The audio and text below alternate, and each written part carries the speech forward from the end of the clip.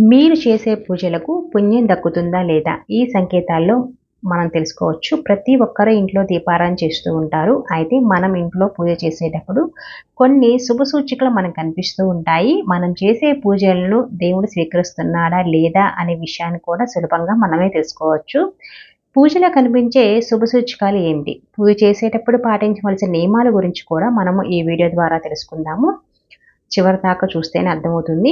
మనం ఇంట్లో పూజ చేసేటప్పుడు తరచూ కొన్ని సంకేతాలు మనకు కనిపిస్తూ ఉంటాయి. ఆ సంకేతాలు ఏమిటో తెలుసుకొని మనకు మంచి జరుగుతుందా లేదా చెడు జరుగుతుందా అని ముందుగానే మనం ఊహించుకోవచ్చు. ఇంట్లో పూజ చేసేటప్పుడు ఒక్కోసారి మన కంటి నుండి కన్నీరు వస్తుంది. దాంతకతే మనకి తెలియకుండా ఆటోమేటిక్‌గా వస్తూ ఉంటుంది. మీరు చేసే పూజకు ఫలితం రాబోతుందని అర్థం అన్నమాట. ఇక మీ కష్టాలు తొలగిపోతాయని సంకేతం. మీరు చేసే పనులు విజయాలు సాధిస్తారని చెప్పొచ్చు. శాస్త్ర ప్రకారం ఇంట్లో పూజ సమయంలో దేవుని ముందు దీపం వెలిగించేటప్పుడు ఒక్కోసారి మన చెయ్యి కాలుతుందనమాట. అది అశుభ సంకేతంగా చెప్తారు. పూజలో మీ చెయ్యి కాలితే పూజా సమయంలో ఏదో తప్పు చేస్తున్నారని అర్థం. నిండు హృదయంతో భక్తి శ్రద్ధలతో దేవుణ్ణి ఆరాధించాలి. అలాగే దేవుడి ముందు దీపం వెలిగించిన తర్వాత ఆ దీపం ప్రశాంతంగా వెలిగితే మీరు చేసే పూజలకు ఆ దేవుడు సంతోషిస్తున్నాడని, మీ కోరికలన్నీ నెరవేరుతాయని కూడా సంకేతం. పూజలో దేవునికి పువ్వులు సమర్పిస్తూ ఉంటాము. అయితే ఒక్కోసారి మనం పూజ చేసేటప్పుడు దేవుడి చిత్రపటం నుండి పువ్వులు కింద పడుతూ ఉంటాయి. మతపరంగా ఇలాంటి సంకేతాలు చాలా సూచకంగా కూడా ఉంటాయి. మీరు ఇంట్లో పూజ చేసే సమయంలో దేవుడికి పెట్టిన పువ్వులు అకస్మాత్తుగా కింద పడితే దేవుడు మీ పూజలు సంతోషంగా ఉన్నారని, మీ ఇంటికి మంచి జరగబోతుందని అర్థం.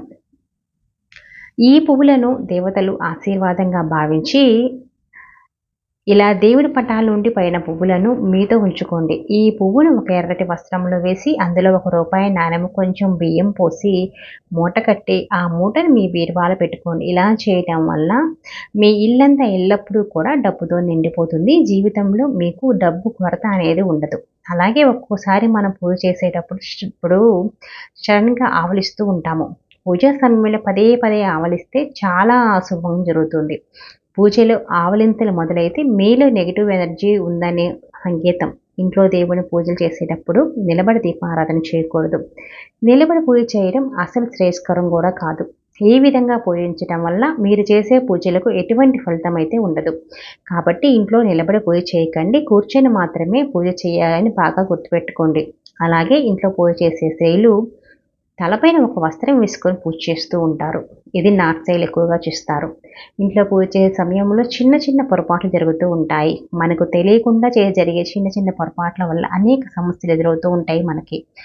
మన పూజ చేసే సమయంలో అప్పుడప్పుడు కుంకుమ చేతి నుండి జారిపోతుంది. పూజ టైంలో అన్నమాట. పూజలో ఉపయోగించే కుంకుమ చేజారి కింద పడితే అది చాలా అశుభంగా కూడా భావిస్తారు. పూజ చేసే సమయంలో ఇలా జరిగితే మీ భర్తకు ఏదైనా సమస్యలు ఏర్పడతాయని సంకేతం.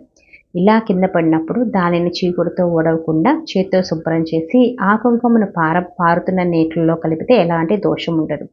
తర్వాత వేరే కుంకుమని వాడుకోండి. అప్పుడప్పుడు పూజ చేసే సమయంలో దేవుడి ముందు వెలిగించిన దీపం పొరపాటున కొండెక్కుతూ ఉంటుంది. ఇలా జరగటం కూడా అశుభంగా భావిస్తారు.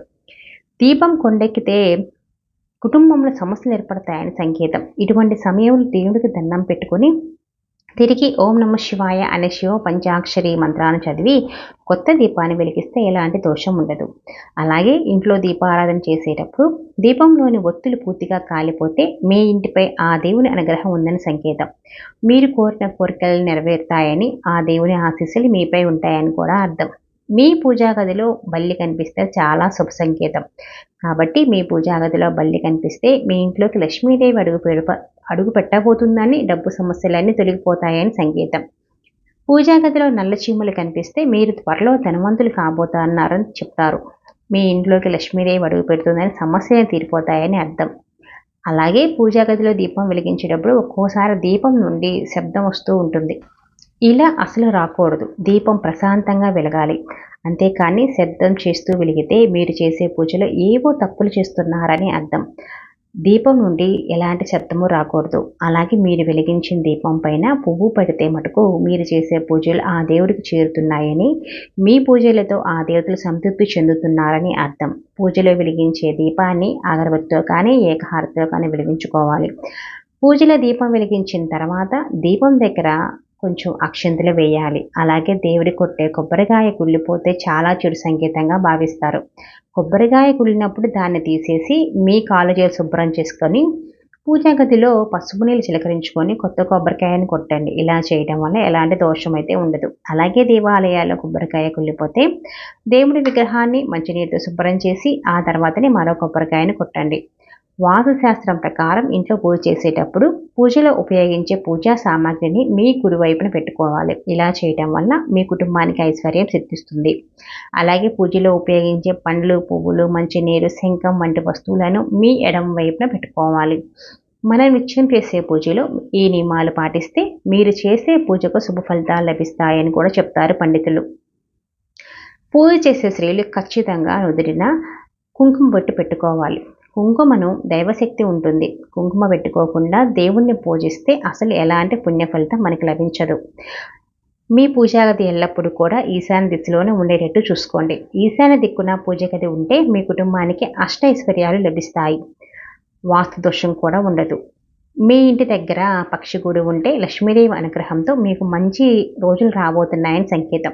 ఆకస్మిక ధనాన్ని పొందబోతున్నారని అర్థం.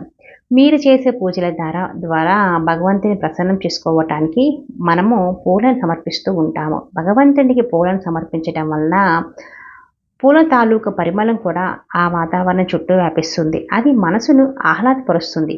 ఈ సుగంధ శక్తులు మనిషికి సానుకూల శక్తిని కలిగేలా చేస్తూ ఉంటాయి. ప్రతికూల శక్తిని తొలగిస్తూ ఉంటాయి. అలాగే పూలను దేవుడికి పెట్టేటప్పుడు కొమ్మ దేవతల వైపు, పువ్వురేకులు మన వైపు ఉండేటట్లు కొంచెం సమర్పించుకోండి.